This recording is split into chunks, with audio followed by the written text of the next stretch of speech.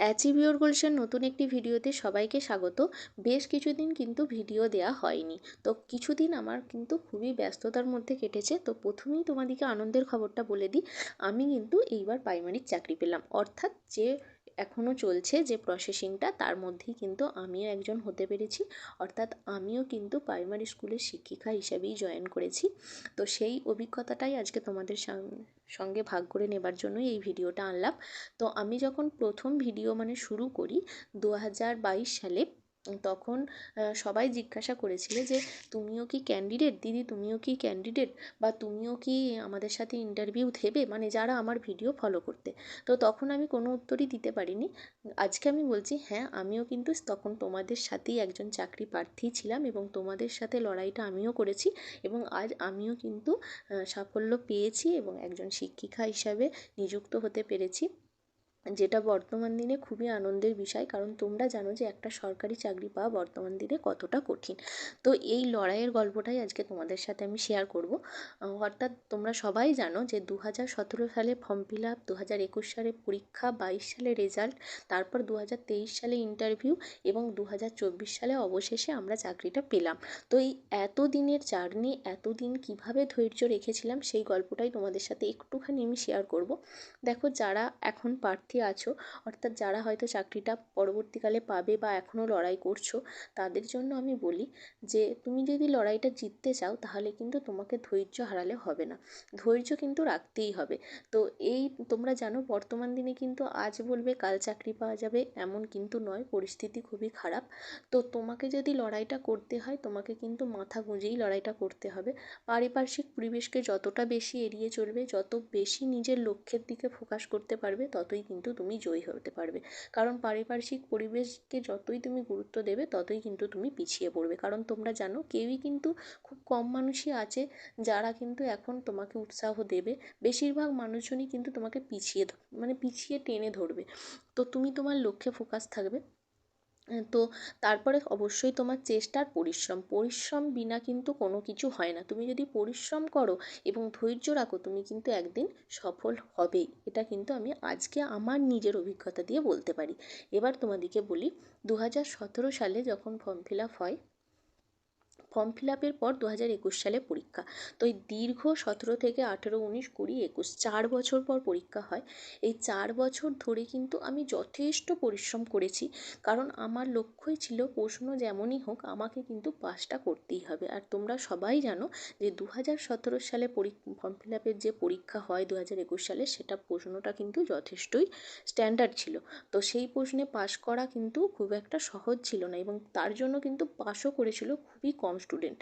তো তার জন্য কিন্তু প্রচুর পরিশ্রম করেছি আমি, কারণ আমার একটাই লক্ষ্য ছিল প্রশ্ন যেমনই হোক আমাকে কিন্তু পাশ করতে হবে। এবং তারপর যখন পাশ করলাম, তখন একটাই লক্ষ্য ছিল ভালোভাবে ইন্টারভিউটা দিতে হবে। আমার ইন্টারভিউর জন্য কিন্তু কোনো টিউশন ছিল না বা কোনো স্যারও ছিল না। আমি পুরোটাই নিজস্ব অভিজ্ঞতা থেকে নিজে আইডিয়া করে যে কী ধরতে পারে, কোন থেকে প্রশ্ন হতে পারে, সেটা নিয়েই কিন্তু আমি পড়াশোনা করেছি। যতদিন থেকে রেজাল্ট বেরিয়েছে, যেদিন থেকে, তারপর থেকেই কিন্তু আমি ইন্টারভিউয়ের জন্য প্রস্তুতি শুরু করি। কারণ আমার একটাই নীতি ছিল যে আমি যেন কোনো দিক থেকে পিছিয়ে না পড়ি, আমি নিজেকে 100% তৈরি করব। তারপর যদি না হয় সেটা আমার ভাগ্য, কিন্তু আমি ভাগ্যের হাতে ছেড়ে দিয়ে বসে থাকবো না। এটা কিন্তু আমি সবসময় মানি। তো তার জন্য আমি পড়াশোনাটা শুরু করি। এবং তোমরা জানো 2021 সালে রেজাল্ট বেরোনোর পর 2023-এ যখন ইন্টারভিউ শুরু হয়, অনেকটা সময় পর, এই এতটা সময় ধৈর্য ধরে পড়া এবং ধৈর্য ধরে রাখা, এটা কিন্তু আমার পক্ষে খুব কঠিন হয়ে যাচ্ছিল। তখন আমি শুরু করি আমার ইউটিউব জার্নি। অর্থাৎ আমি ইউটিউবটা শুরু করেছিলাম তার কারণ হচ্ছে যাতে আমি পড়াশোনার টাচে থাকতে পারি। অর্থাৎ আমি যখনই তোমাদের সামনে ভিডিও আনবো বা কিছু ভিডিও তৈরি করব, সেগুলোকে উপস্থাপন করব তোমাদের সামনে, তখন আমাকে সেগুলোর জন্য খাটতে হবে বা পরিশ্রম করতে হবে বা সেগুলো সম্পর্কে জানতে হবে। তাহলে কি হবে, আমারও পড়াশোনাটা হয়ে যাবে।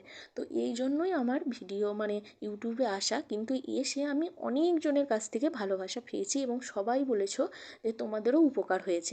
আমার সাথে সাথে তোমরাও তখন প্রার্থী ছিলে এবং তোমাদেরও অনেক আমার ভিডিওগুলো কাজে লেগেছে। এটা শুনে আমার খুবই ভালো লেগেছে। তারপর আমি ভাবি যে তাহলে আমি এটা কন্টিনিউ করব। তো পরবর্তী ক্ষেত্রে যারা আমার 2022-এ মানে পরীক্ষার পর পাশ করেছো, যারা পরবর্তীকালে ইন্টারভিউ দেবে, তাদের জন্য আমি বলছি, তারা যদি ভিডিওটা আজকে আমার দেখে থাকো, আমি অবশ্যই ভিডিও আনবো এবং অবশ্যই যেই মানে এতদিনের ইন্টারভিউয়ের অভিজ্ঞতা আমি নিজেরটাও শেয়ার করব। তো আজকে আমি আমার নিজের ইন্টারভিউয়ের অভিজ্ঞতা তোমার সাথে হয়তো শেয়ার করতে পারবো না, কারণ ভিডিওটা অনেকটা বড় হয়ে যাবে। আমি পরের দিনের ভিডিওতে পুরো আমার ইন্টারভিউয়ের ওপরই ভিডিওটা আনবো, যেখানে আমাকে মানে ইন্টারভিউয়ে আমি এন্ট্রি করার পর থেকে আমাকে কী কী প্রশ্ন ধরা হয়েছে এবং আমি যখন কতগুলো প্রশ্ন ধরা হয়েছে সবগুলোই কিন্তু তোমাদের সাথে আলোচনা করব। তো আজকে বলি আমি ইন্টারভিউয়ে কত নাম্বার পেয়েছি সেটা তোমাদেরকে বলে দিচ্ছি। তো আমি ইন্টারভিউ 5 5 করে, জানো তোমরা, দুটো ভাগ থাকে নাম্বার। তো আমি দুটোতেই কিন্তু 4.67 করে পেয়েছি, অর্থাৎ 4.67 আর একটা তো 4.67, এইভাবেই আমি নাম্বারটা পেয়েছি।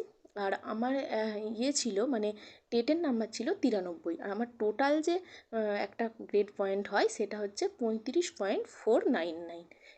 তাহলে বুঝতে পারছো যে আমার 93 ছিল টেটে, আর দুটোতে আমি 10-এর মধ্যে 4.67, আর একটা তো 4.67, মানে যোগ করলে 9 পয়েন্ট সামথিং হবে, ওটা পেয়েছি। আর বাকিটা আমার একাডেমিক।